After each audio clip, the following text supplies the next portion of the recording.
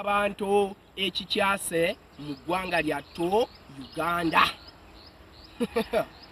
Olunaku olwaleero ate nate nzizeemu kubanga mwana wattu njogerako eri eggwanga okusinziira ku mbeera egenda mu maaso oba ekiwamba abantu ekigenda mu maaso mu ggwanga lyattu Uganda.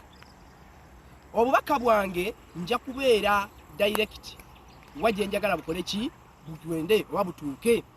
Obubaka buno mbusindika eri President Yoweri Kaguta Museveni, Ssenkaggale w'eggwanga lino Uganda, omufuzi w'eggwanga Uganda gwe ssebo. Obubaka buno bujja gy'oli. Lwaki ndi direct? Olw'ensonga nti ye gwakulembera eggwanga lino era gwavunaanyizibwa ku buli nsonga yonna egenda mu maaso eruma ffe bannayuganda. N'abo bonna abakulembeze b'okulembera nabo, especially the NRM government officials, namwe obubaka buno mubaweereza. Abantu bali kuwambibwa, abantu bali kuttibwa, abakyala bali mu kukaaba, bataata bali mu kukaaba, bannyinaffe bawambiddwa, baganda baffe bawambiddwa, basibiddwa, batulugunyizibwa, batwaliddwa mu bisafe house, batulugunyizibwa. Amazima amatuufu gali nti olunaku olwaleero njagadde njogere ku nsonga eno President Museveni era ofune bulungi obuki obubaka bwange. Lwaki njagadde nnengera okwogera ku nsonga eno? Ekituufu kiri nti eggwanga bwe lituuse kati terikyatweyagaza, tuweddemu essuubi, tetukyalina ssuubi, eggwanga liri bubi, abantu bali kufa. Ekyennaku ekinakuwaza nti abamu abakulembeze ba ministers bavaayo ku mativi ne boogera wiiki ewedde. Minisita omu yayogera, in fact nali ku UBC nga ndi kugiraba, minisita omu yagamba nti aba opposition bebeewamba, kyannaku kinakuwaza. Omanyi kino kitegeeza there is insecurity in the nation, there is no control of the army. Abantu bawambibwa. One time President Museveni bidao byenjogera kino wakyogera, wagamba wali ku TV n'oyogera n'ogamba nti mubalina mubalina, kitegeeza nti wano mubatwala kagendere ne bakoze eki. Muli nina ekintu kye ndowooza nti President Museveni bw'obanga ogamba nti okulembera eggwanga lino ku bwerufu ne ku democracy, lwaki ate abantu abavaayo okwogera ku bintu nga bino kati nga nze mubayiga ne mubakwata? Kitegeeza ki ekyo? Bwe mbanga muli beerufu mwedefendinge, muveeyo, defend yourselves rather than killing people. Tebigenda kukola makulu. Bannanga abantu bali mu kufa, bannange tetuli basanyufu. Nze soogera bigambo bino President Museveni nti oba ndyawo am against you, nti nkyogerwa nnugu bujja, nti sibaagaliza, am against the government. No, kubanga ndi munnansi eyeetegerera, mmanyi kye bayita eddembe ly'obuntu. Nina rights zange ezoogera ku nsonga embi egenda mu gavumenti, ebintu ebigenda mu ggwanga ebitagenda bulungi, nina eddembe lyange obyogerako. Amazima amatuufu gali nti kinakuwaza okubanga eggwanga lyaffe kati essaawa eno tufugwanga nsolo. President Museveni bino ebintu nkimanyi abantu bangi batyo bikugamba, naye nze nja bikugamba. Oba njigga, oba munjigga mwenna, oba munzita, saagala kumanya, kubanga tekigasa kubeera mu ggwanga nga bakufuga ng'embizzi, nga bakufuga ng'ensolo. It doesn't make sense. That's a fact. There's no significance in that. I mean, tekiwa makulu. Tekiwa makulu. Essaawa eno President Museveni nkimanyi nti abantu booli awo ebimu batyo bikugamba, naye nze kambi kugambe wuliiza ensonga eno. Ekituufu kiri nti kale essaawa eno otufuga ng'afuga ensolo. Otuuse ku extent oba enyale mutuuse ku extent muli mu kutufuga nga mututwala mu kutya. You know, you are putting us in that, I mean, you are putting us in that fear. You are putting in the fear in us.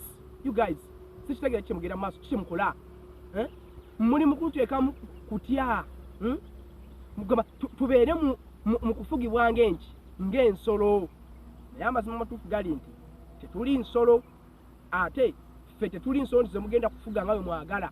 Eggwanga mulifudde nga North Korea, mulifudde nga China, mulifudde nga Russia. Abantu batasobola kuvaayo boogere, abantu basobola kuvaayo kwogera ku nsonga ziruma ggwanga. Oluvaayo ono Kim Jong nga asala nga batta, bali mu battisa butwa kati bye bitandise mu ggwanga. Buli avaayo n'ayogerako ku nsonga ezigenda obubi mu ggwanga nga bamukwata. either okubanga president omanyi oba okubanga tomanyi oyattibwa.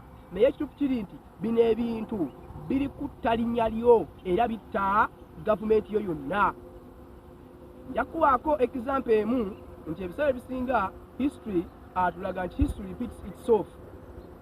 Bwe wali ng'ojja mu nsiko ebintu nga bino byebimu ebya in fact such things compelled you okuba ng'ojja mu nsiko okulwanyisa effuga ebbi eryaliwo.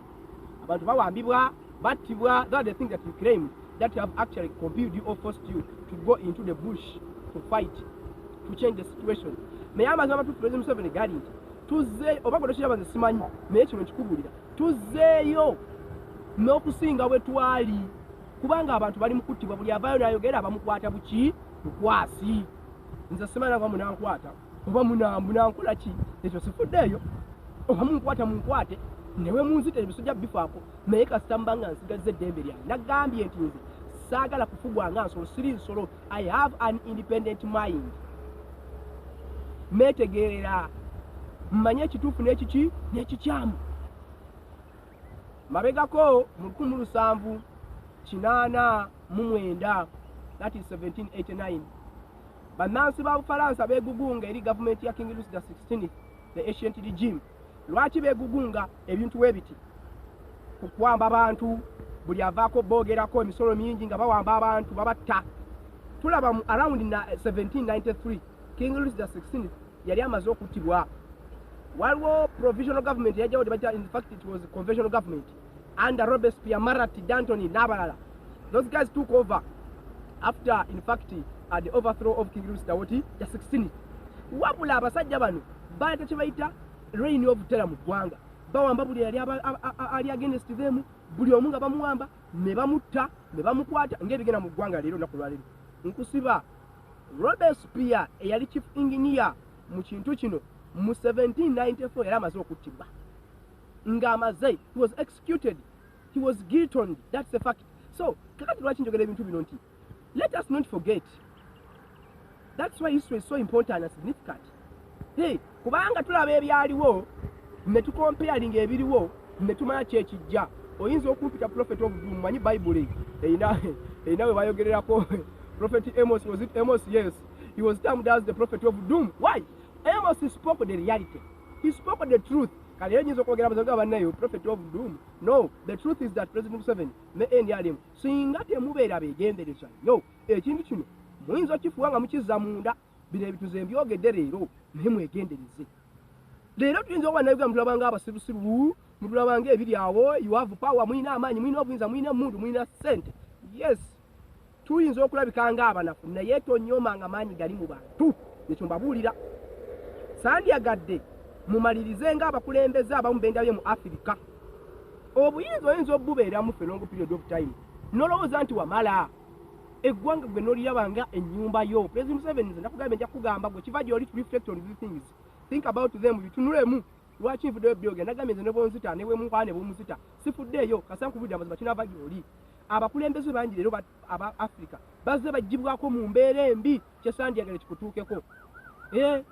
Abaana abo ne babatta bonna. Amazima amatuufu gali nti kiruma okulaba omwana wa munno mumulowooze mba government officials mwenna aba NRM n'abaana balina obuyinza abali mu kutta abaana baffe abatabanyinaffe abatabaganda baffe singa bakwata kuwo. How can you feel? Kiki kyoyinza okuwulira mu ggwe? Situation ki gyoyinza kankubuulire ggwe okukwata muganda we ne bamutemaatema, okukwata muganda we ne bamuwamba n'otamanya ne bamuteera mu kooti. Bwe mba nkoze ensobi ntwala mu kooti nvunaana bwe gunsinga nsiba. Rather than okujja n'okwata omuntu n'omutta n'osala bambabuulire mu kiro kati kankiddemu nekino nkiddamu nkyogera. Amazima amatuufu gali nti ensi eyo tekungulwa. Ffenna tujja kufa. Ne bwe munzita leero, ne bwe munzita enkya, ne bwe munzita after 20 years, ne bwe munaakola mutya mujja kufa. Ate nkiddamu mwenna mujja kufa muggweewo. Mwegendereze mutta abaana b'abaandi muwambye abantu bawambiddwa naye nammwe mujja kufa. teri agenda kusigala ku nsi kuno ffenna tujja kufa tuggwewo kati kigasa ki okuwamba abaana b'abantu no ne mubatta mu abasirikale neewuunya abasirikale muli basirikale baggwanga ne mwe bakozesa mwafuka basirikale ba muntu sekinnoomu mukwata abaana b'abannammwe ne mubasala ne mubateeka mu biyumba ne mubatulugunya abantu baze bavaayo open nga boogera nze okuvaayo okwatera okwogera bino mpuli embeera ensuseeko obulamu bwe kati nabuvuddeko oba munzita oba temunzita mulekeyo naye nga mbabuulidde amazima naye kimbabuulira bayibuli ekirambika nti alisa munne ekitala alifa kitala tebugamba nti saabagamba ojja kola leero nga mulina obuyinza naye bangi abagudde nga babadde amanyi nobasinga so okugwa kyangu muyinza nze nkiddamu nti muyinza kulaba nga tulinga ng'abasirusiru abali awo abaana abantu tebalina maanyi tusobola obakwata nini we can lead them the way we want. In fact, not even leading, ruling them the way we want. Watch out. Mwegendereze. Temunyoma maanyi g'abantu. Nze mbabuulira. Mugenda kufosinga abantu bagenda mu nsiko, nze nkizeemu era nkyogedde. Bino njabbe mbabuulira amazima nkimanyi, njabyogerako banjigge, it's okay. Naye mugenda President Museveni nja kubuulira amazima. Bw'oba oyagala kyusa, mugenda kufosinga abantu bagenda mu nsiko. Oba abakulembeze bonna tebakugamba abantu tuli bubi, abantu bali bubi, abantu bafa, abantu babawamba. Jo abakazi bali boga ne bagamba nti mutubuulire oba abaana baffe gye bali tumanye oba bafa mutuwe emirambo gyabwe tugiziike ekyo kiggwe omuntu n'atuba ku extent eyokaba nga nawe oli muzadde wazaala mwegendereze bwe mbanga mwakira nti ne muzaala abaana mwegendereze bannange eggwanga lino si mmwe mwalikola lya Katonda eggwanga lyo ffe tuligabana kyenkanyi obukulembeze kitegeeza kutta abantu gwe okwenyoneza mbuyinza nze nkimanyi nti ngenda byogera abantu muveeyo mutandika okuleekaana naye mbabuulidde nze naye munsita mbabuulira amazima sibeera sagala kubeera mu ggwanga nga kugamba oli awo mutukumira mu ntiisa you put us in fear tubeere mu kutya nga North Korea banange ffe tuli banjawulo temugenda tufuga nga bali kye bakola ba North Korea no we shall not accept nze I rather die than okufugibwanga embizi okufugibwanga ensolo bannayo baka buno bannayuganda twebeereremu nze nja babuulya amazima eno ensi gye tulimu tuli mu nsimbi President Museveni teri atajja kufa ekyo kimanye nkubuulidde ate manya nti n'abakulembeze bangi bavuddeko abaana baabwe babase family zonna neziggwawo I don't think whether you wish to see such a thing happening to your family soogera bubi naye gano ge mazima these things have been happening presidents baze nga battibwanga abaana baabwe babatta ne babayisa bubi these things can still happen today. I'm telling you, you need to have a change. So malizo obubaka bwange nga njogera President Museveni kyusa mu mbeera embeera mbi abantu bawambiddwa abaana baffe mubazze abantu bemuwambye mubakomyewo mugambe eggwanga oba mubabatta tumanye for God and my country I love my nation naye nga obwe obubaka bwange buze gy'oli Ssenkagale President Museveni nze ekyo nkimaze weekyekinge mukama abampe